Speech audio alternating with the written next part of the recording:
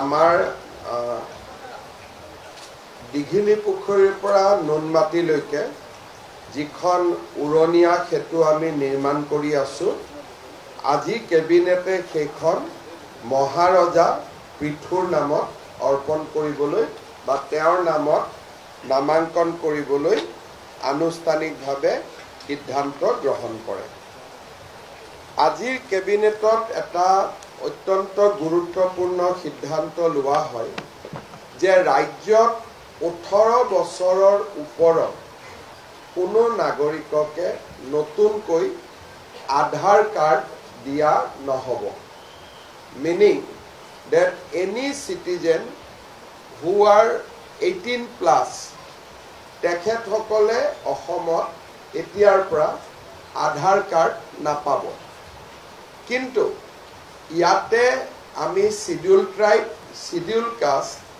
আৰু টি গাৰ্ডেনৰ 18 বছৰ হ'লেও ওপৰত হ'লেও আমি এবছৰলৈ দি থাকিম, কাৰণ এই সেগমেন্ট কেইটাত এতিয়াও সেচুৰেশন পোৱা নাই। কিছু মানুহে আমাৰ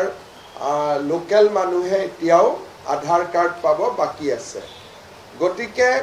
18 বছৰৰ ওপৰত এতিয়াৰ পৰা আমাৰ অসমত কোনেও আধাৰ কাৰ্ড নাপাব,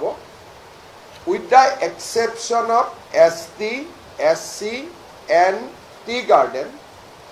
That is also for another 1 year. এবছৰৰ পিছত এই কমিউনিটিৰো আধাৰ কাৰ্ড নৰ্মেলি নাপাব। যদি কোনোবা আধাৰ কাষ্টৰ মানুহ আধাৰ কাৰ্ড পাব বাকি থাকি গ'ল, তেখেতসকলে উইদিন দিছ মান্থ, এই মাহৰ ভিতৰত আমি আবেদন কৰিবৰ কাৰণে আহ্বান জনাম যে ইয়াৰ পিছত এই উইণ্ডোটো খোলা নাথাকিব। সেইকাৰণে আমি সেপ্টেম্বৰ মাহটো তেওঁলোকক আবেদন কৰিবৰ কাৰণে সময় দিম আৰু এই যিখন নটিফিকেশ্যন, এই নটিফিকেশ্যনখন অক্টোবৰৰ প্ৰথম সপ্তাহৰ পৰা কাৰ্যত পৰিণত হ'ব। তাৰ পিছতো কোনোবা যদি বিশেষ মানুহ বিশেষ কাৰণত বাদ পৰি যায়, তেওঁলোকে ডিচিক এপ্লাই কৰিব লাগিব আৰু ডিচিয়ে SB, ফৰেনাৰ্ছ ট্ৰিব্যুনেল সকলোৰ লগত কথা বতৰা পাতি ৰেয়াৰেষ্ট অফ দ্য ৰেয়াৰ কেছত দিব পাৰিব। যদি কোনোবা বাদ পৰি একেবাৰে মানে কিবা কাৰণত দিবই লাগে, মোৰ বেমাৰ আছিল, মই যাব নোৱাৰিলোঁ বা মই অসমত নাছিলোঁ, এনেকুৱা কিছুমান থাকিলে অকল ডিচিয়েহে আধাৰ কাৰ্ডখন দিব পাৰিব, বেলেগ কোনেও নোৱাৰে। এই সিদ্ধান্তটো আমি এইকাৰণে লৈছোঁ যে যোৱা কিছুদিনত, বিশেষকৈ যোৱা এটা বছৰত আমি বাংলাদেশৰ পৰা অহা ইলিগেল বাংলাদেশীক আমি নিৰন্তৰ বৰ্ডাৰত ধৰি আছোঁ। যোৱা কালিও আমি 7জনক পুছবেক কৰিছোঁ, কিন্তু আমি নিশ্চিত নহয় যে আমি সকলোকে ধৰিব পাৰিছোঁ বুলি। গতিকে আমি এটা প্ৰটেকশ্যন ল'ব খুজিছোঁ যাতে কোনো মানুহে অসমৰ ভিতৰত সোমাই আধাৰ কাৰ্ডখন লৈ তেওঁলোকে ভাৰতীয় নাগৰিক হ'ব নোৱাৰে। সেই ৰাস্তাটো আমি সম্পূৰ্ণৰূপে বন্ধ কৰি দিব খুজিছোঁ। আকৌ এবাৰ মই ৰিপিট কৰিছোঁ, 18 বছৰৰ ওপৰত কোনো নাগৰিকে অসমত আধাৰ কাৰ্ড নাপাব। যিসকলে ইতিমধ্যে আধাৰ কাৰ্ড লোৱা নাই, সেপ্টেম্বৰ মাহত তেওঁলোকে আবেদন কৰক, আমি এমাহৰ কাৰণে উইণ্ডো এটা খোলা ৰাখিম। দ্বিতীয়তে ST, SC আৰু টি গাৰ্ডেনৰ কাৰণে এই উইণ্ডোটো এবছৰৰ কাৰণে খোলা থাকিব আৰু ইয়াৰ পিছতো সময়সীমা পাৰ হৈ যোৱাৰ পিছতো যদি ৰেয়াৰেষ্ট অফ দ্য ৰেয়াৰ কেছত কোনোবা মানুহে আবেদন কৰে, SDC বা চাৰ্কুল অফিচাৰে দিব নোৱাৰিব, অকল ডিচিয়ে দিব পাৰিব। ডিচিয়ে দিয়াৰ আগতে SB report, foreigners tribunal report গোটেইখিনি সংগ্ৰহ কৰিহে ডিচিয়ে দিব পাৰিব। আৰু আমাৰ আধাৰ সেচুৰেশ্যন ইজ 103%। তাৰ মানে এনেকুৱা মানুহ কোনো বাদ পৰি যোৱা নাই 18 বছৰৰ ওপৰত যোনে আধাৰ নোলোৱাকৈ আছে। এক্সেপ্ট ST SC আৰু টি গাৰ্ডেন বাকি সকলোৱে আধাৰ লৈছে চতুৰ্থতে যি ধৰণে আমি বাংলাদেশী নাগৰিকক আবদ্ধ কৰিছো 100% আমি যেহেতু কৰিব পাৰিছো বুলি ভবা নাই গতিকে এই ক্ষেত্ৰত যিকোনো মানুহে নাগৰিকত্ব যাতে আধাৰৰ জৰিয়তে ল'ব নোৱাৰে this decision will act as a big deterrent ইয়াৰ পিছত আজি আমাৰ কেবিনেটত ইণ্ডিয়ান ইনষ্টিটিউট অফ মেনেজমেণ্ট অসমক দিয়াৰ বাবে আমি প্ৰধানমন্ত্ৰী নৰেন্দ্ৰ মোদী ডাঙৰীয়াক ধন্যবাদ জনাই আমি আজি এটা প্ৰস্তাৱ গ্ৰহণ কৰিছো মই অকণমান আপোনালোকক এটা বেকগ্ৰাউণ্ড ক'ব খুজিছো যেতিয়া ইউপিএ গভৰ্ণমেণ্ট আছিলে তেতিয়া উত্তৰ পূৰ্বক এখন IIM দিয়া হৈছিল আৰু উত্তৰ পূৰ্বক এখন এইমছ দিয়া হৈছিল কিন্তু দুইটা অনুষ্ঠানে তেতিয়াৰ কংগ্ৰেছ চৰকাৰে শিলঙত কৰিবৰ বাবে সিদ্ধান্ত লয় IIM খনো শিলঙত দিয়ে আৰু এইমছৰ যেটো নিগ্ৰিমছ বুলি কয় নিগ্ৰিমছ খনো শিলঙত দিয়ে আৰু অসমে তেতিয়া এখন বিচাৰিছিল যে দুখনৰ এখন অন্তত অসমক দিয়ক তেতিয়া কেন্দ্ৰীয় চৰকাৰে য'ত নেকি আমাৰ অসমতো কংগ্ৰেছ চৰকাৰ আছিলে দিল্লীতো কংগ্ৰেছ চৰকাৰ আছিলে তেওঁলোকে নিগ্ৰিমছখনো আনিব নোৱাৰিলে IIM খনো আনিব নোৱাৰিলে আৰু আমি কৈছিলো যে আমাক দুইখন নালাগে মেঘালয়ক এখন দিয়ক আমাক এখন দিয়ক কিন্তু আমি এখনো আনিব নোৱাৰিলো বা অতিৰিক্ত কৰি ঠিক আছে অসমকো দিয়ক মেঘালয়কো দিয়ক তেনেকেও আমি আনিব নোৱাৰিলো এটা অসমৰ মানুহৰ মাজত দুখ এটা থাকি গৈছিল মোদী ডাঙৰীয়াই প্ৰথম 5 বছৰত আমাক এইমছখন দিলে আমাৰ এটা যেটো নোপোৱাৰ বেদনা আছিল হেতু নোহোৱা হ'ল এইবাৰ আমাক IIM খন দিলে তাৰ মানে দুইটা যি অসমবাসীৰ ইমান দিনৰ এটা মনত দুখ আছিল দুইটা তেখেতে আমাক এক প্ৰকাৰে আমাৰ যেটো দুখ সেই দুখটোক তেওঁ নোহোৱা কৰিলে এখন IIM দিছে এটো ডাঙৰ কথা নহয় যি অসমে নিজক বঞ্চিত অনুভৱ কৰি আছিল ইমান দিন এইমছ আৰু IIMক লৈ এই দুইখনে মোদী ডাঙৰীয়াই অনুমোদন কৰি অসমবাসীক কৃতজ্ঞ কৰিছে আমি অসমবাসীৰ হৈ প্ৰধানমন্ত্ৰী ডাঙৰীয়াক ধন্যবাদ জ্ঞাপন কৰিছো আজিৰ কেবিনেটত উৰিয়াম ঘাটৰ এভিকশন লৈ আলোচনা হয় আৰু কেবিনেটে বন বিভাগকো উৰিয়াম ঘাটৰ এভিকশন ড্ৰাইভ অত্যন্ত সফলতাৰে কৰাৰ বাবে আমি বন বিভাগক ধন্যবাদ জনাইছো কেবিনেটে আৰু নাগালেণ্ড চৰকাৰে আগবঢ়োৱা সহযোগিতাৰ বাবে নাগালেণ্ড চৰকাৰকো আমি ধন্যবাদ জনাইছো ইয়াতে বৃক্ষৰোপণৰ যি এতিয়া আমি কাম কৰিম মেসি প্লান্টেশন হ'ব 12000 বিঘা মাটিত তাতো আমি নাগালেণ্ড চৰকাৰৰ সহযোগিতাৰে সৈতে আমি এই বৃক্ষৰোপণৰ কাম আমি সম্পূৰ্ণ কৰিম 12000 বিঘা মাটিত নতুনকৈ ফৰেষ্ট কভাৰ গ্ৰো কৰিব হেতু ইকোলজিক্যাল দিশৰ পৰা ই এটা অত্যন্ত সন্তুষ্টিৰ বিষয় আমি গোলাঘাট জিলা প্ৰশাসন অসম চৰকাৰৰ বন বিভাগ আৰু নাগালেণ্ড চৰকাৰে আগবঢ়োৱা সহযোগিতাৰ বাবে আমি নাগালেণ্ড চৰকাৰক আজি আমি ধন্যবাদ জনাইছো ৰাজ্যত আজি আমি নতুনকৈ 3,14,773 গৰাকী হিতাধিকাৰীক প্ৰধানমন্ত্ৰীৰ আৱাস যোজনাৰ গৃহ প্ৰদান কৰিবলৈ আমি সিদ্ধান্ত গ্ৰহণ কৰিছো নতুনকৈ 3,14,773 বাকি আমাৰ টাটা নেলকো আৰু অসম চৰকাৰৰ সমগ্ৰ শিক্ষা অভিযানৰ লগত একেলগ লাগি আমি 10টা ফিউচাৰিষ্টিক ট্ৰেড ছেক্টৰৰ ওপৰত আমাৰ হাইস্কুলৰ ল'ৰাবিলাকক যাতে আমি স্কিলিং কৰিব পাৰোঁ এই বিষয়ে আজি আমি এখন ডাঙৰ বুজাবুজিৰ চুক্তি আমি অনুমোদন কৰিছোঁ শিক্ষামন্ত্ৰীয়ে এই বিষয়ে আপোনালোকক সুকীয়াকৈ এখন সাংবাদিক মেল পাতি আপোনালোকক তেওঁ অৱগত কৰিব কাৰণ বিষয়টোৰ ওপৰত ইমানেই এটা গুৰুত্বপূৰ্ণ যে তেখেতে আপোনালোকক সাংবাদিক মেল পাতি নিশ্চয় ধুনীয়াকৈ এই বিষয়ে জনাব আমাৰ ল'ৰা ছোৱালীক আমি ডিজিটেল ইকনমি আৰ্টিফিচিয়েল ইণ্টেলিজেন্স গোটেই দিশত এই প্ৰকল্পটোৱে কাম কৰিব টোটেল 600 ক্ৰ'ৰ্ছৰ প্ৰকল্প হ'ব 75% টাটা নেলকোৱে দিব 25% অসম চৰকাৰে আগবঢ়াব ইয়াৰ ওপৰত তেখেতে আপোনালোকক সুকীয়াকৈ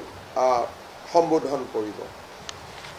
আজি আমি কেবিনেট আমাৰ 2 বেলা হ'ব পিছবেলাও এতিয়া আমি আৰু 3 ঘণ্টা বহিম কিন্তু তাত কোনো সিদ্ধান্ত নহয় তাত আমি আগন্তুক গৃহমন্ত্ৰী ডাঙৰীয়াৰ ভ্ৰমণ প্ৰধানমন্ত্ৰী ডাঙৰীয়াৰ ভৱন ভূপেন হাজৰিকা দেৱৰ জন্ম শতবাৰ্ষিকী এইসমূহ অনুষ্ঠানৰ বিষয়ে আমি আলোচনা কৰিম তাত কোনো সিদ্ধান্ত নহয় বেসিক্যালি ৰিভিউ হ'ব আৰু সেইকাৰণে আমি ইয়াতে 6টা বজালৈকে থাকিম আৰু আপোনালোকে থকাৰ প্ৰয়োজন নহব কাৰণ তাতে কোনো সিদ্ধান্ত বা কেবিনেট নহয় ফৰ্মেল কেবিনেট ইমানতে সামৰণি কৰিছে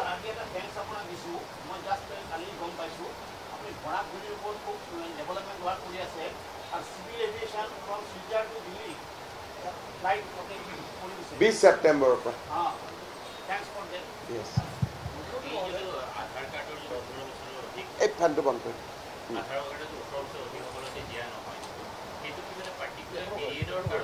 নহয় একেবাৰে দিয়া নহয় কাৰণ অসমত আধাৰ সেচুৰেশন 102% মানুহে অলৰেডি লৈ লৈছে অসমৰ জনসংখ্যাতকৈ 2% বেছি মানুহে আধাৰ লৈছে গতিকে এতিয়া আমি আধাৰ কাক দিব লাগিব নতুনকৈ জন্ম হোৱা সন্তানক আৰু মেট্ৰিক পৰীক্ষালৈকে আজি যদি মই জন্ম হৈছো মই হয়তো কিবা কাৰণত আজিয়ে লোৱা নাই কালি লোৱা নাই কিন্তু 18 বছৰলৈকেতো আধাৰখন নোলোৱাকৈ থকাৰ কোনো কথা হ'ব নোৱাৰে গতিকে কোনোবা এডাল পপুলেশ্যনে যদি অসমত আধাৰ লব যত্ন কৰে তেওঁ স্পষ্টভাৱে নতুনকৈ অহা মানুহে হ'ব লাগিব সেইকাৰণে আমি অসমত এন্ট্ৰিটো আমি আধাৰ উই আৰ ৰেষ্ট্ৰিক্টিং 18 বছৰৰ তলৰ সকলে পাব কাৰণ আজি মোৰ ঘৰত যদি বাচ্চা এটা জন্ম হয় তাকটো আধাৰ দিব লাগিব আৰু rarest of the rare case ধৰি ললো মোৰ 19 বছৰ হৈছে মই আইআইটি গুৱাহাটীৰ হোষ্টেলত পঢ়ো মোৰ ঘৰ কৰ্ণাটকত মই কৰ্ণাটকত আধাৰ লব খোজা নাই অসমত লব খুজিছো তেতিয়া অকল ডিসিএহে দিব পাৰিব অফিসে দিব নোৱাৰে আধাৰ কেন্দ্ৰত দিব নোৱাৰে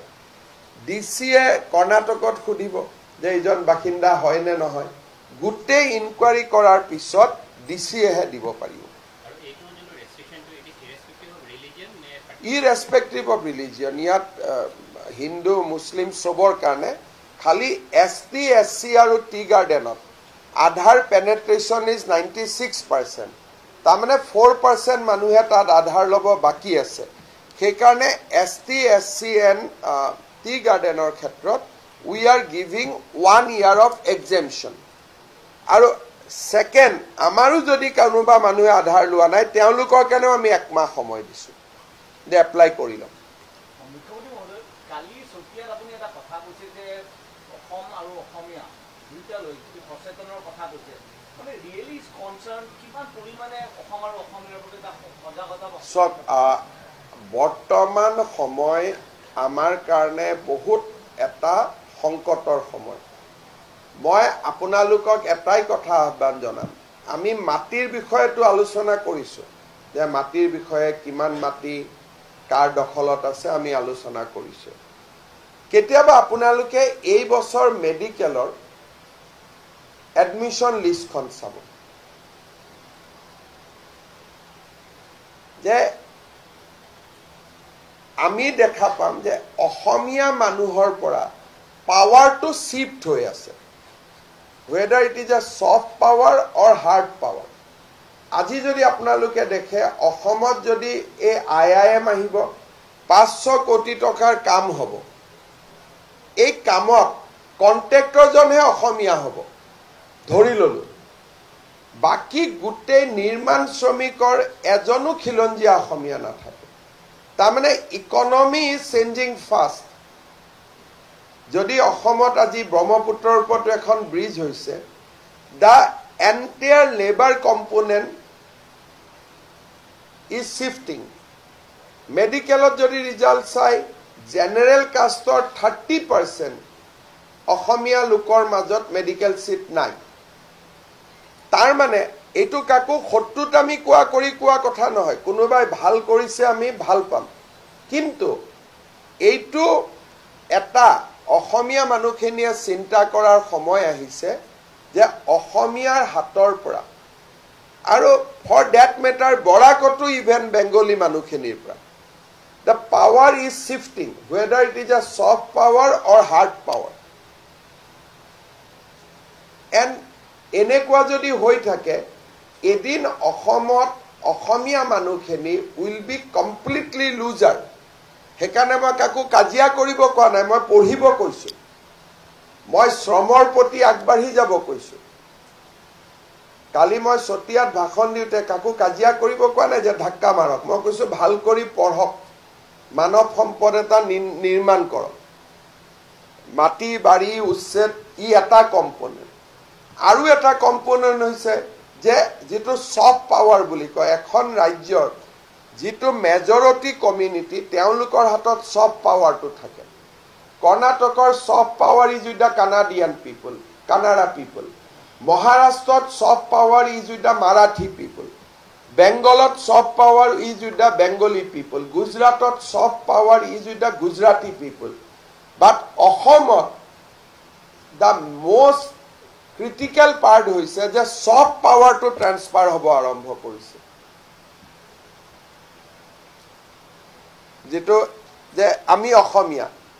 দ্যাট সফট পাৱাৰ ইজ যে অসমত মাজে মাজে সমুজ্জ্বল ভট্ট ডাঙৰীয়া এটা শব্দ কৈ থাকে অসমীয়াৰ প্ৰভুত্ব থাকিব সো লাইনটোলৈ মই এগ্ৰি নকৰো কিন্তু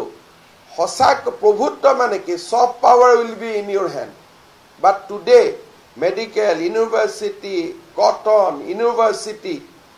hostel postgraduate the main soft power is no longer with the people of Assam অসমীয়া মানুহৰ হাতত নাই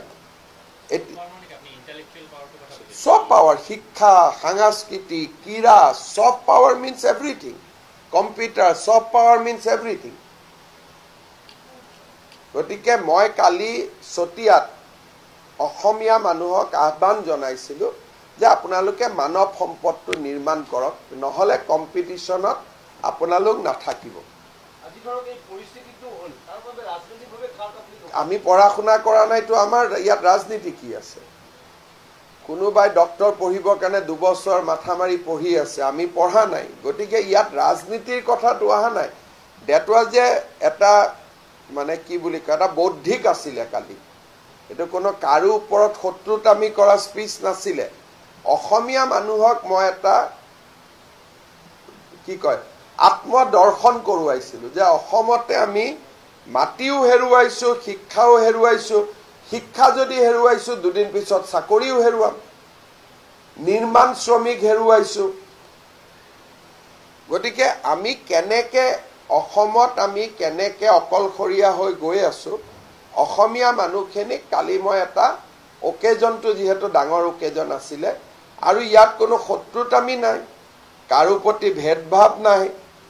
এজন অসমীয়া হিচাপে মই মোৰ উদ্বেগৰ কথাখিনি শেয়াৰ কৰিছিলো না ইয়াত শিফটিং আমাৰটো অসমীয়া মানুহ বুলি ক'লে যিকোনো এখন নিৰ্মাণ শ্ৰমিকত যাওক এটাও অসমীয়া লৰা নাপায়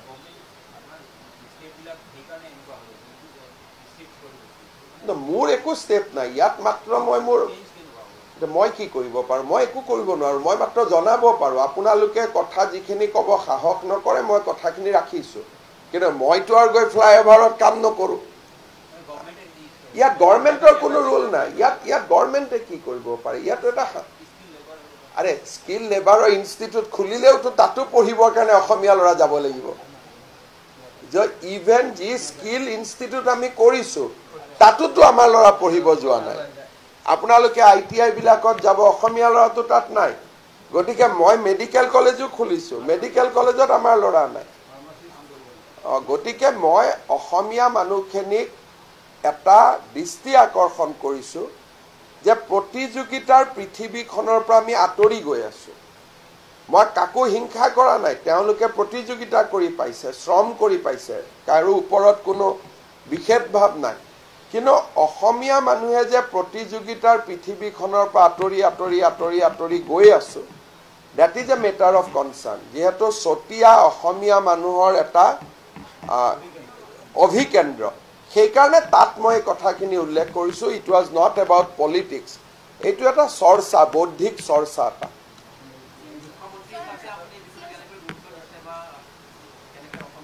মইনো কি গুৰুত্ব দিম এইটোতো দেউতাক মাকে গুৰুত্ব দিব লাগে যাতে ল'ৰা ছোৱালীক পঢ়ুৱাব ইয়াতে সহায় আমিতো কৰিয়ে আছোঁ নিযুত মইনাৰ পৰা আৰম্ভ কৰি এক্সট্ৰিমত সহায় কৰি আছোঁ জিলাই জিলাই মেডিকেল কলেজ পাতিছোঁ এডমিশ্যন ফ্ৰী কৰি দিছোঁ ফৰ্ম ফিল আপ ফ্ৰী আমিতো সহায় কৰি আছোঁ কিন্তু যিকোনো কাৰণতে নহওক আমাৰ ল'ৰা ছোৱালীখিনিয়ে পঢ়া নাই পৰীক্ষা নিদিয়া নহয় পৰীক্ষাত আমাৰ ল'ৰা ছোৱালীখিনিয়ে বলে পঢ়া নাই গতিকে এইটোতো আৰু মুখ্যমন্ত্ৰীৰ কথা নহয় এইটো দেউতাক মাক সমাজ সচেতন হ'ব লাগিব মানুহক পঢ়া শুনাৰ প্ৰতি আকৰ্ষিত কৰিব লাগিব এটা মেডিকেলৰ সিট এটাতো মুখ্যমন্ত্ৰীয়ে দিব নোৱাৰে পঢ়িয়েই পাব কিন্তু এইবাৰ আপোনালোকে মেডিকেলৰ এডমিশ্যনৰ লিষ্টখন ফ্ৰীলি এভেইলেবল হৈ আছে চালে বুজি পাব যে অসমীয়া জাতিৰ সন্মুখত কিমান ডাঙৰ সংকট আছে বাট এই সংকটটোলৈ কাকো আমি বেয়া পাব নোৱাৰোঁ কাৰণ কোনেও ইলিগেলি পোৱা নাই যোনে পাইছে লিগেলি পাইছে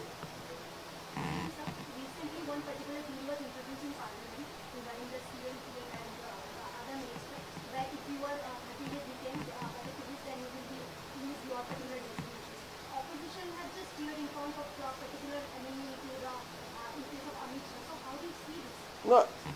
actually that law is very clear. If a chief minister or prime minister is in custody for up to 30 days, then he will lose the share of the chief minister. So during these 30 days, the accused will have multiple opportunity to go before the judiciary. He will have a bail petition, he will go to High Court, he will go to Supreme Court. When his bail will be rejected within that 30 days by all forum of judiciary, then only he will lose the chief ministership. So it is not that somebody will be arrested and he will lose the CMship. He will have still 30 days to go to the different forum. So opposition is interpreted it wrongly that as if the government in the day will be arrested chief minister and he will lose the CMship. He will not lose it before 30 days.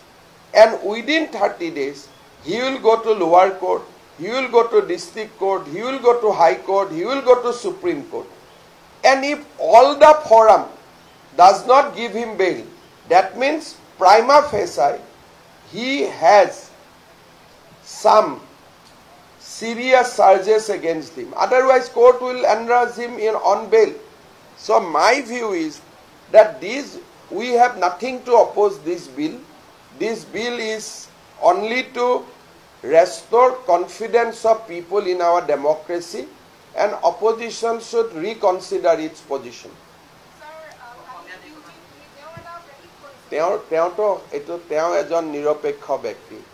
তেওঁৰ মনৰ ভাৱ তেওঁ কমটো এইটো নিজে যি ভাবে মনত লিখিব পাৰে গতিকে তেওঁৰ সেইটো মনৰ ভাৱ হ'ব পাৰে তাততো আমি বেয়া পাবলগীয়া নাই খিনি তেওঁ ক'ব আপোনাৰ কথাখিনি তেওঁলোকে কাম কৰি আছে ৰিপৰ্ট দি দিব 4-5 দিন সময়ৰ ভিতৰত দি দিব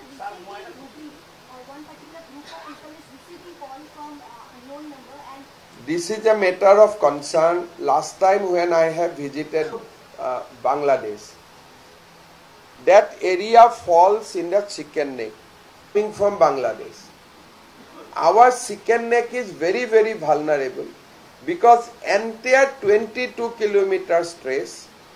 if you scrutinize that all the people settled there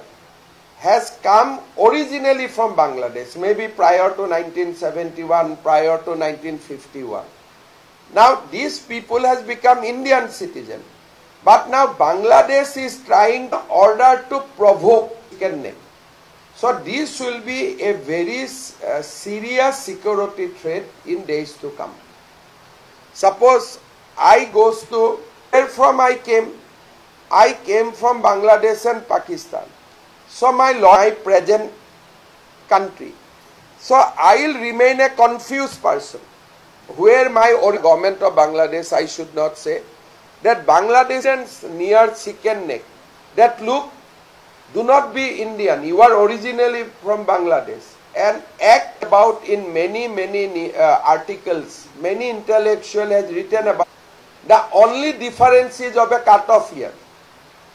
But loyalty will not determine according to the cut-off year. Suppose in 1970 I was in Bangladesh. I came to India. I become citizen of India. But my loyalty will be to Bangladesh because I spent my entire childhood there. And my loyalty will also be with India. Now, at the time of war, which way my loyalty will go? At the time of crisis, which way my loyalty will go? It will depend how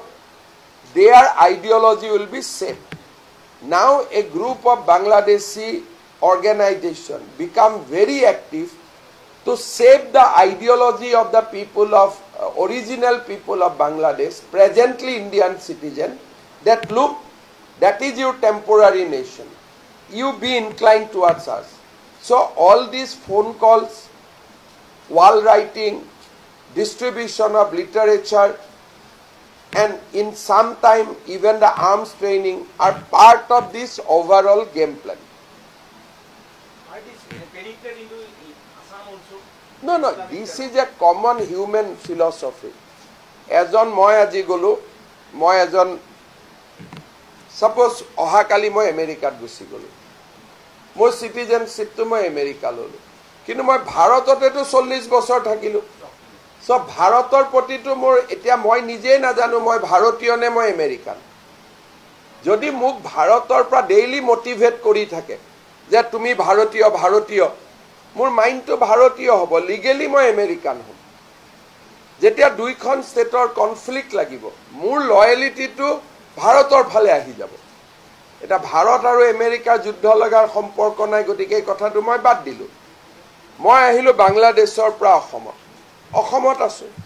মোৰ দেউতা মা 14 জনম 14 গোষ্ঠী মোৰ বাংলাদেশত ঘৰ যদি বাংলাদেশী মানুহবিলাকে সদায় মোক লিটাৰেচাৰ দি থাকে ৰেডিঅ'ত বজাই থাকে ব্ৰেইন ওয়াশ কৰি থাকে তেতিয়া মোৰ লয়ালিটিটো আইনগতভাৱে ভাৰত কিন্তু মানসিকভাৱে মোৰ লয়ালিটিটো থাকিব বাংলাদেশত ভাৰত আৰু বাংলাদেশৰ কাজিয়া লাগিলে মই কোন ফালে যাম হেতু এটা সিদ্ধান্ত আজিয়ে লব নোৱাৰি হেকাৰণে বাংলাদেশে চেষ্টা কৰি আছে যে চিকেন নেকৰ আখে-পাখে থাকা বাংলাদেশ মানে মই গভৰ্ণমেণ্ট কোৱা নাই বাংলাদেশৰ ফান্ডামেন্টালিষ্ট অৰ্গানাইজেশ্যন তেওঁলোকে ধুবুৰী শিলিগুৰি হওক বা গোটেই চিকেন নেকটোৰ আখে-পাখে থাকা মানুহবিলাকক তেওঁলোকে মোটিভেট কৰিব চেষ্টা কৰি আছে যে remain as a Bangladeshi although you are staying now in India এই যে ফোন কল আহিছে wall writing হৈছে it is part of that conspiracy সেইকাৰণে মই সদায় কওঁ যে উত্তৰ পূব ভাৰতৰ মানুহ পশ্চিম বংগৰ মানুহ অসমৰ মানুহ we are living on a fire আমি নিজেও নাজানো যে এটা সংঘাত হলে আমাৰ ভৱিষ্যত কি হ'ব যেতিয়ালৈকে সংঘাত নহয় সব ঠিক আছে যেতিয়া সংঘাত হ'ব large section of people whose original residence in the Moimansingh district Rangpur district where their loyalty will go eto aji ami kuneo kobo noru সেই সময়তহে আমি গম পাম কাৰণ মই বাংলাদেশৰ ৰেডিঅ' শুনি আছো বাংলাদেশৰ টিভি চাই আছো বাংলাদেশৰ পৰা মানুহ অহা যোৱা কৰি আছে কনষ্টেণ্টলি মোৰ মূৰত সোমাই আছে যে তুমি বাংলাদেশৰ অৰিজিন আৰু মইতো হয়েই আৰু ভাৰত চৰকাৰেও ৰাস্তা বনাই দিছে স্কুল বনাই দিছে ঘৰ বনাই দিছে মেডিকেলত সিট দিছে কৰ্ম সংস্থাপন দিছে আইডেন্টিটি দিছে গতিকে আধা মই ভাৰতীয় হৈছো আধা বাংলাদেশী এটা it will be depend how the will trick him আমি কেনেকৈ তাক মেনিপুলেট কৰিম আজি যদি অসমৰ 50,000 মানুহ বাংলাদেশত থাকে সদায় যদি আমি বিহুত লাৰু পিঠা পঠাই থাকো সিহঁতিতো অসমীয়া হৈ থাকিব তা যুদ্ধৰ সময়ত সিহঁতি অসমকে সমৰ্থন কৰিব যে মোৰ ঘৰ তাতে আকৌ কিছুমানে নকৰিব যে নহয় নহয় মইতো সব বাদ দি আহিছো বাংলাদেশত গতিকে মই Bangladeshi so this how the geopolitics play যে কেনেকৈ সেই সময়ত এই ঘটনাবিলাকে how it will work so this phone calls are not ordinary phone calls. Coming back to this, these are part of larger conspiracy to weaken the chicken neck of India. Phone calls, when I went to Dhubri, I have shown the journalists, the wall writings. So these phone calls, journal, kobat Bangladeshor mobile network ko dhore. So these are not things to be ignored. Juddha nohaleke you can ignore. But the moment there is a war, then all these elements will come out. You do not know. Somebody will say, I am 100% India. Moi India karne morim. Somebody will say, moi Bangladeshi. Keneke Bangladeshi holu. Je jua 10 bochor mur upor work kori ase. Konobai phone kori ase, konobai mobile network, konobai rail, konobai TV, konobai radio, konobai postering. মোৰ মাইন্ডটো confuse কৰি আছে সেইকাৰণে এই কথাবিলাক কোনো পলিটিচিয়ানে উত্তৰ দিব নোৱাৰে আমিও সাৱধান হৈ থাকিব লাগে we should be very very careful Assam খুব next 20 years in Assam will be very very critical and very very difficult period সেইকাৰণে মই ভাবো যে these are not what I am speaking as a politician 25 বছৰৰ ৰাজনীতি কৰাৰ পিছত মই দেখিছো যে because we could not take many step earlier now আমি এতিয়া এটা বিপদৰ পৰিসীমাৰ ভিতৰলৈকে সোমাই গৈ আছো বেলেগ নালাগে ওৰিয়াম ঘাটৰ এভিকচনতে চাওক 12-13 হাজাৰ মানুহ শিলচৰৰ পৰা গৈছে বৰাক ভেলীৰ পৰা গৈছে কৰিমগঞ্জৰ পৰা গৈছে মণিপুৰৰ পৰা গৈছে বৰপেটাৰ পৰা গৈছে ধুবুৰীৰ পৰা গৈছে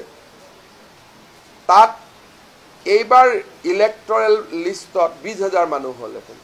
তানে এটা উজনি দুৱাৰ মুখতে ডাঙৰ ঘাটি এটাই বহি গৈছিল সো কিন্তু অসমীয়া মানুহ এবোৰ নজৰো দিয়া নাই এতিয়া দুই এজনে কৈ আছে নাই নাই ইহঁতি নাগালেণ্ডৰ পৰা মাটি ৰক্ষা কৰি আছিল নাগালেণ্ডৰ পৰা মাটি ৰক্ষা কৰিব কাৰণেতো দুইজন সিএমএ ফোনত কথা পাতিলে হল সো আমাৰ মানুহে বিশেষকৈ লেফট মানুহবিলাকে সেকুলাৰ সো-কল সেকুলাৰ মানুহবিলাকে অসমক কিমান বিপদত সোমাই দিছে বুজি পোৱা নাযায় যোৱাকালি বিশ্বনাথত এভিকচন হল ডিসিএ মোক কৈছে স্যাৰ বিহালীটোতো আছে তাৰমানে নৰ্থ বেংকখন য'ত আমি সাধাৰণতে ভাবো যে নাই সব ঠিক তো কালি মই চতিয়াত যাওঁতে তাতো ডিসিএ কৈছে স্যাৰ ইয়াতো বহুত মানুহ আছে তাৰমানে একোটা জায়গাত যেতিয়া বহি লয় আৰম্ভ কৰ পৰা হল তেজপুৰৰ কাষত এটো কি জায়গা 5 মাইলত তেওঁলোকে এটা কেন্দ্ৰ বনাই ললে তাৰ পিছত দে ষ্টাৰ্টেড স্প্ৰেডিং সব প্ৰথমতে সেন্টাৰ এটা বনাই লয় উৰিয়াম ঘাটটো সেন্টাৰ বনাই লৈছিল যেনেকৈ তেজপুৰত 5 মাইলটো সেন্টাৰ বনাইছিল আৰু এবাৰ 5 মাইলত যোৱাৰ পিছত এটা বিহালী মানুহখিনি খুদিলে কয় আমি 5 মাইলৰ পৰা আহিছো বিশ্বনাথৰ খিনিক কয় আমি 5 মাইলৰ পৰা আহিছো উৰিয়াম ঘাটত ঘাটি কৰিলে কৰি তেওঁলোক গল গোলাঘাটলৈকে যেটো আমি নেঘি বিল এভিকচন নেঘেৰি বিল ইজ গোলাঘাট কনস্টিটুৱেন্সি নেঘেৰি বিলৰ নেক্সট ডেষ্টিনেশ্যন হৈছে তিতাবৰ কনস্টিটুৱেন্সি এডাল লাইনতে আছে আসাম নাগালেণ্ড বৰ্ডাৰ তিতাবৰ পৰা নেক্সট ডেষ্টিনেশ্যন হ'ল সোণাৰী, সোণাৰী নেক্সট ডেষ্টিনেশ্যন হ'ল নাহৰকটীয়া। গতিকে এই বস্তুটো লৈ যদি আজি আমি ব্ৰেক কৰি নিদিলোহেঁতেন, নাগাটো আহিব 1 কিলোমিটাৰ মাটি, কিন্তু এওঁলোক গৈ গৈ পালেহেঁতেন সোণাৰীলৈকে, যিটো আমাৰ মানুহবিলাকে ৰিয়েলাইজেই কৰিব পৰা নাই। সেইকাৰণে কেতিয়াবা কেতিয়াবা মই অশান্ত হৈ থাকোঁ যে আমাৰ মানুহখিনিয়ে বুজিয়ে পোৱা নাই যে আমি কি জেগাত বহি আছোঁ। অকল উজনিখনেই বাচি আছিলে। এতিয়া মই এতিয়া 24ত মাৰ্ঘেৰিটাত যাম, গোটেই মাৰ্ঘেৰিটাখনত সোমাই গৈছে। মই তাৰ কাৰণে 24ত মাৰ্ঘেৰিটাত প্ৰগ্ৰেম ৰাখিছোঁ, আলোচনা কৰিম। কিন্তু কোনেওতো আগত এইবিলাক এটা কৰিলেও আমাৰ মানুহখিনিয়ে ই এনেকুৱা কৰিছে উল্টাহে ক'ব খোজে। মানুহখিনিয়ে বুজিয়ে পোৱা নাই যে আমি ক'ত আছোঁ। মেডিকেল গ'ল, নিৰ্মাণ গ'ল, খেতি গ'ল, উবেৰ গ'ল, মাটি গ'ল। এতিয়া কি ওলাইছে, ওলা উবেৰতকৈ ডাঙৰ প্ৰাইভেট কোম্পানী আনিব। পৃথিৱীত এনেকুৱা প্ৰাইভেট কোম্পানী আছে নেকি? এতিয়া কংগ্ৰেছে কি কৰিছে, প্ৰথম মোক ভয় খুৱালে যে আন্দোলন হ'ব। মই বোলো আন্দোলন হ'ব যদি হ'ব, একো ভয় নাই, হেংগা। এতিয়া আন্দোলনৰ ভয়টো বাদ দিয়ালে। এতিয়া নতুনকৈ কি আৰম্ভ কৰিলে, নহয় নহয় নহয়, হিমন্ত বিশ্ব শৰ্মাই বেলেগ প্ৰাইভেট কোম্পানী। এবাৰ ওলা উবেৰতকৈ আৰু প্ৰাইভেট কোম্পানী আছে নেকি এই পৃথিৱীত? ওলা উবেৰতকৈ এইটো ইণ্টাৰনেশ্যনেল মানে কোনোবা আছে নেকি? তাৰপিছত মাটি খেদিলে কয় আদানী আম্বানী। মানে ক'বাত নহয় ক'বাত আদানী আম্বানী আহিলেতো ময়ে চবচে ভাল পাওঁ, মইতো গৈ লগ কৰি থাকোঁ আহক আহক বুলি, নাহে বুলিহে। কিন্তু কথাটো হ'ল যে উৰিয়াম ঘাটত আদানী আম্বানী আহিব নেকি? তাৰমানে অসমীয়া মানুহখিনিয়ে নিজেই বুজি পোৱা নাই এই ক্লাছটোৱে। যোৱা কেইদিনমানত ৰিপুণ বৰাই ডেইলি ইলেকশ্যন কমিশ্যনক ফোন কৰে যে SIR কেতিয়া হ'ব, এই মানুহবিলাকৰ নাম কাটা যাব নেকি? আৰে বাবা, অসমীয়া হিচাপে চিন্তা কৰচোন। ডেইলি ইলেকশ্যন কমিশ্যনে SIR দিয়াই নাই, মানুহজনৰ গাত কি ভূত লম্বিছে, সদায় খালি এইটোকে সুধি থাকে। কালি উৰিয়াম ঘাটৰ পৰা মানুহে কি পিটিশ্যন কৰিছে যে আমাক যদিও এভিকশ্যন কৰিলে ভোটটো কিন্তু আমাক উৰিয়াম ঘাটতে দিব, অনুমতি দিব লাগে। যদিও মই এতিয়া ঢিঙত থাকোঁ, তেওঁলোকে কালি মই গম পাওঁ ইমান এখন ভয়াৱহ এপ্লিকেশ্যন দিছে যে এতিয়া মই ঢিঙলৈকে আহিলোঁ, মই মৰিগাঁৱলৈকে আহিলোঁ, কিন্তু মোৰ ভোটৰ চেণ্টাৰটো উৰিয়াম ঘাটত থাকিব লাগে। উৰিয়াম ঘাটৰ এভিক্টেড মানুহখিনিয়ে দিছে ইলেকশ্যন কমিশ্যনত। ইণ্টেনশ্যনটো আপাৰ আছাম, যে গোটেই ইণ্টেনশ্যনটো হ'ল যে আপাৰ আছামত ইনফ্লিক্ট কৰিব লাগে, সমষ্টিটো বঢ়াই বঢ়াই যাব লাগে। তেওঁলোকৰ কথা এইটোৱে। আৰু এই গেম প্লেনবিলাক কোনেও আগত ক'ব সাহস নকৰিছিল, কৰিলেতো আমি বহুত বচাই ল'ব পাৰিলোহেঁতেন। কেনেকুৱা চিঠি লিখিছে যে ভোটটো হ'ব মোৰ উৰিয়াম ঘাটত, থাকিম মই ঢিঙত। নহয়, ডিলিমিটেশ্যনে কি কৰিব পাৰে? ডিলিমিটেশ্যনেতো জিঅ'গ্ৰাফি আৰু পপুলেশ্যনটো চেঞ্জ কৰিব নোৱাৰে। উৰিয়াম ঘাটত তেওঁলোকে আৰম্ভ কৰিছিল 1200 ভোটেদি। এইবাৰ উৰিয়াম ঘাটত তেওঁলোকৰ ভোট হ'লহেঁতেন 16,000। বিহালীত যেতিয়া পল্লৱ লোচন দাস MLA আছিলে, মই নিজে বিহালীত পল্লৱ লোচন দাসৰ কাৰণে কেম্পেইনত গৈছিলোঁ, তেতিয়া 1200 আছিলে। এইবাৰ যেতিয়া কেম্পেইন কৰিব যাওঁ দে আৰ 16,000, নহয় জানো? পিছে 12,000। এটা বিহালী মানে অসমীয়া বুজে, গোৰ্খা বুজে, এটা টিপিকেল হিন্দু কনষ্টিটুৱেঞ্চি। বিশ্বনাথ গ'ল, বিহালীৰ পৰা গহপুৰত আৰম্ভ কৰিলে, নাৰায়ণপুৰ, আৰু দুইফালৰ পৰা আহিব, তেজপুৰৰ 5 মাইলৰ পৰা আহিব, ইফালে নাওবৈচাৰ পৰা আহিব, দুইফালৰ পৰা। তেওঁলোকে এক জেগাত ছেটেলাইট ঘাটি এটা পাতি লয়, তাৰ পৰা আৰম্ভ কৰে। চ' উৰিয়াম ঘাট ৱাজ এ ছেটেলাইট ঘাটি। ঠিক নহ'লে ভাই মই য'ত আছোঁ তাতে ভোট দিম। আজি যদি মই কিবা কাৰণত বিহাৰৰ পৰা অসমত আহোঁ, মই লিখিম নেকি যে মই অসমলৈকে আহিলোঁ কিন্তু মোৰ ভোটটো বিহাৰত থাকিব লাগে তেওঁলোকে লিখিব লাগিছিল যে আমি উৰিয়াম ঘাটৰ পৰা মৰিগাঁও আহিলোঁ মৰিগাঁৱত যেন আমাৰ ভোটৰ লিষ্টত নামটো সোমায় চিঠিখন কি লিখিব লাগিছিল যে মোৰ নামটো যাতে ভোটাৰ তালিকাৰ পৰা নাকাটে মই য'ত আছো বৰ্তমান তাতে মোক ভোট দিয়ক কিন্তু তেওঁলোকে চিঠিখন লিখিছে যে আমাক উৰিয়াম ঘাটত ভোট দিব লাগে তাৰমানে এইবিলাক কিমান একোটা গভীৰ ষড়যন্ত্ৰ আমি বুজিবই পৰা নাই কালি আপোনালোকে আমাৰ সিওৰ পৰা চিঠিখন তেওঁ যদি শ্বেয়াৰ কৰিব খোজে মইতো ভিতৰুৱাকৈ শুনিছোঁ অফিচিয়েলিটো এই চিঠি মোৰ তাত নাহে আপোনালোকে ইনকুৱাৰী কৰিব পাৰে আৰু দিল্লীলৈকেও লিখিছে নহয় ভাল নহয় তেওঁলোকৰ এই চিঠিবোৰ কোনে লিখি দিয়ে নহয় কেৰালাৰ পৰা মানুহ আহে মহাৰাষ্ট্ৰৰ পৰা আহে ইট ইজ এটা বহুত ডাঙৰ নেটৱৰ্ক হয় ইণ্টেলেকচুৱেল হয় তেওঁলোকে একদম ক্লিয়াৰলি লিখিছে যে আমি য'তেই নাথাকি কিয় আমাৰ ভোটৰ চেণ্টাৰটো উৰিয়াম ঘাটত হ'ব লাগে তাৰমানে ভ্ৰাম্যমান যেনেকৈ আলফাৰ চলমান শিবিৰ থাকে তেওঁলোকৰ চলমান ভোট কেন্দ্ৰ হ'ব গতিকে এই লেভেলত অসমত কনস্পিৰেচি চলি আছে আমাৰ মানুহে আন্দাজে কৰিব পৰা নাই আমাৰ বাতৰি কাকতে আকৌ কি লিখে ইমান ভাল আজমলৰ ট্ৰেইনিং চেণ্টাৰৰ পৰা ইমান ল'ৰা মেডিকেল পাইছে তোৰে চিট খাই আছে আকৌ তয়ে লিখ উল্টা লিখিব লাগে যে আজমলে যদি ইমান ডাঙৰ চেণ্টাৰ কৰিছে আমি কিয় কৰিব নোৱাৰো সাহিত্য সভাই কিয় কৰিব নোৱাৰো আমি লিখিব লাগে সেইটো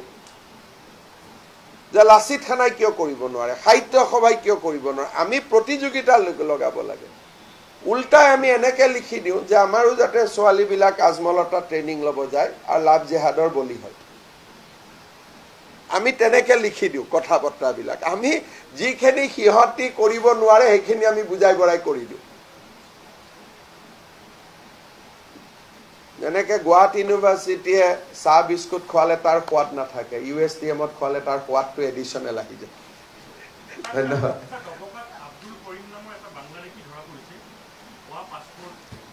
কৰি ল'ব পুলিচে আৰু এটা বিষয় আছে যোৱা কিছুদিন ধৰি প্ৰায় ডেৰমাহমান ধৰি শ্ৰীৰামপুৰ গেটত যিবোৰ ট্ৰাক স্ক্ৰেপ লৈ যায় তাত পুলিচে কিছু ৰখাই আছে গাঁওপুৰৰ জগতৰ নামত যদি আপোনাৰ স্কেনাৰ ওলাইছে 35,000কে পাৰ গাড়ী বিচাৰে প্ৰথম কথা মইতো নাভাবোঁ যে কোনোবাই টকা বিচাৰিছে কাৰণ অসমত এতিয়া পুলিচে এইবিলাক কৰিব সাহস নাই কিন্তু কেতিয়াবা জেনুইন কথাত ধৰিলেও কাৰণ স্ক্ৰেপ ক'ৰ পৰা যাব চুৰিয়ে হ'ব অসমৰ পৰা স্ক্ৰেপ কেনেকৈ যাব আজি অসমত আমাৰ প্ৰায় 12টা TMT ফেক্টৰী আছে তেওঁলোকে স্ক্ৰেপ কিনে তাৰ পিছতো যদি তেওঁলোককো বিক্ৰী নকৰি ট্ৰাকেদি ওলাই যায় তাৰমানে তাততো ঘটনা থাকিব আৰু বহুত চুৰি কেছ ৰেজিষ্টাৰ হৈ আছে পুলিচে যেতিয়া ইনকুৱাৰী কৰে তেতিয়া টকা লোৱা বুলি এই কথাটো উলিয়াই দিয়ে আৰু পুলিচৰ হাত ভৰি ভাঙি দিয়ে সেইকাৰণে মই ভাবোঁ টকা ল'বতো সাহস কাৰো নাই কিন্তু যদি স্ক্ৰেপৰ গাড়ী অসমৰ পৰা ওলাই গৈছে ডেফিনেটলি ধৰিব লাগে ইনকুৱাৰী হ'ব লাগে যে স্ক্ৰেপ ক'ৰ পৰা ওলালে মই স্কেনাৰ লৈ পুলিচে কেনেকৈ বিচাৰিব পাৰে চব বেলেগ গ্ৰুপটোতো সেই সীমান্তটো আপোনালোকে জানে তাত বহুত ধৰণৰ মানুহ আছে আৰু যদি এনেকুৱা পাক্কা ইনফৰমেশ্যন আছে মই এতিয়া স্পীক কৰি দিম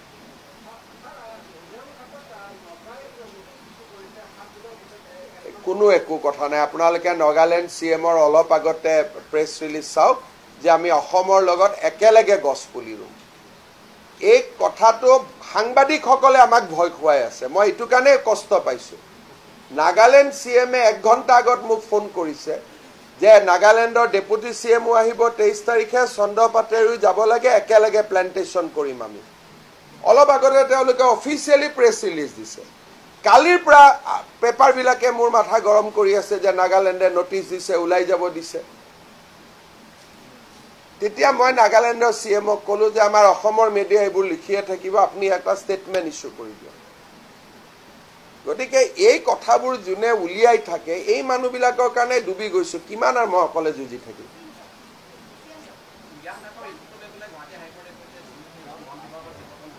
এইটোতো একশ্যন ল'বই লাগিব এইবিলাক গোটেই আমাৰ সন্মানীয় গড় নিধনকাৰী দিনতে গোটেইবিলাক সোমাইছিলেগৈ গতিকে গৈ গৈ ইনকুৱাৰীটো কেতিয়াবা তেওঁৰ ডিঙিটো গৈ পৰিবগৈ